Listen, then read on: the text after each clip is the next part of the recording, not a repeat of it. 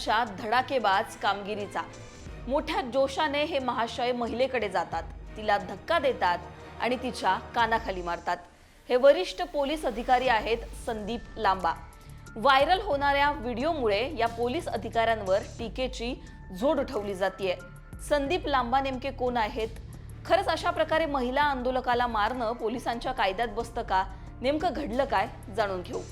संदीप लांबा हे additional DCP म्हणजेच उत्तर पूर्व दिल्लीचे अतिरिक्त पोलीस उपायुक्त आहेत। व्हायरल व्हिडिओमध्ये नेमकं काय दिसतंय ते आधी पहा।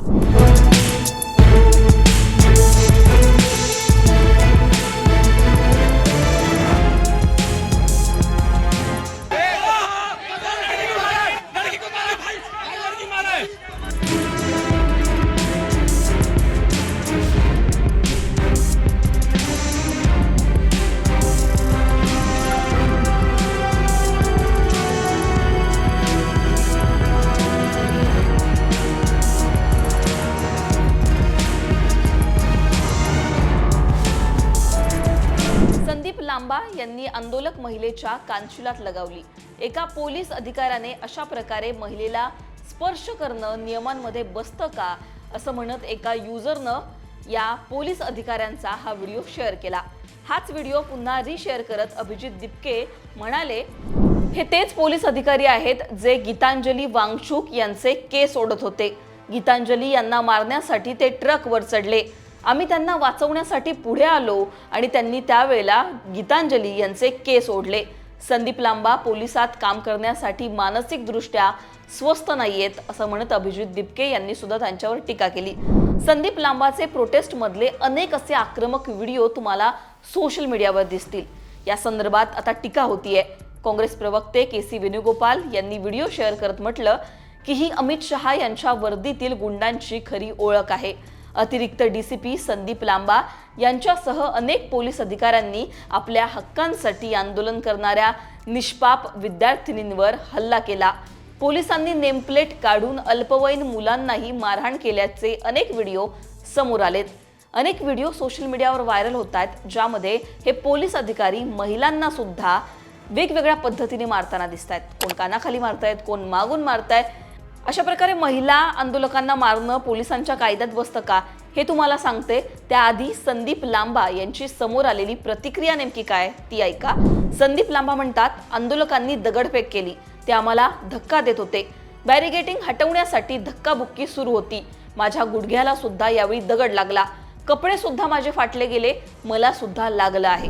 ही अशी चक्रावणारी प्रतिक्रिया संदीप लांबा यांनी दिलेली आहे। हे सगळं सांगताना महिलांना अशा प्रकारे त्यांनी का मारलं, महिला आंदोलकाच्या कानाखाली का मारलं, यावर त्यांनी कुठलंही स्पष्टीकरण दिलं नाहीये। दरम्यान अशा प्रकारे एका डीसीपी दर्जाच्या अधिकाऱ्याने महिलांना कानाखाली मारणं आणि जी महिलांसोबत जो दुर्व्यवहार केला गेला त्या आंदोलनामध्ये, हे पोलिसांच्या कायद्यामध्ये बसतं का हे सुद्धा जाणून घेऊ। आता पोलिसांनी कायदा सुव्यवस्था राखण्यासाठी कायदेशीर आणि अनावश्यक तेवढीच शक्ती वापरण्याचा अधिकार असतो। एखादी व्यक्ती पोलिसांवर हल्ला करत असेल, हिंसक प्रतिकार करत असेल, गंभीर धोका निर्माण करत असेल तर परिस्थितीनुसार बल प्रयोगाचा प्रश्न येऊ शकतो, तो पोलिसांनी करावा सुद्धा। पण नुसत्या आंदोलनात सहभागी असल्यामुळे किंवा निषेध करत असल्यामुळे कानाखाली मारणं किंवा अनावश्यक मारहाण करणं हे कायदेशीर ठरत नाही।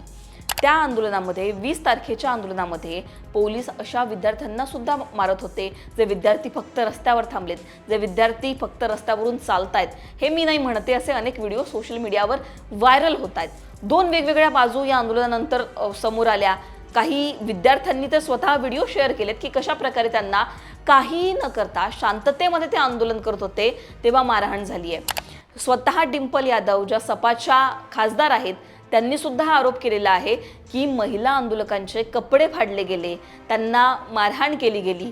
अशा प्रकारे जे पोलीस आहेत, पोलीस अधिकारी आहेत, या पुरुष पोलीस अधिकाऱ्यांनी महिला आंदोलकांना मारहाण केली। तिथे महिला पोलीस अधिकारी सुद्धा होत्या, तरी सुद्धा अशा प्रकारे पुरुष पोलीस अधिकाऱ्यांनी महिलांना मारणं आणि तेही काठीने न मारता अशा प्रकारे स्पर्श करून मारणं हे कितपत बरोबर आहे हा प्रश्न उपस्थित होतोय। पोलीस सुद्धा यामध्ये जखमी झालेत।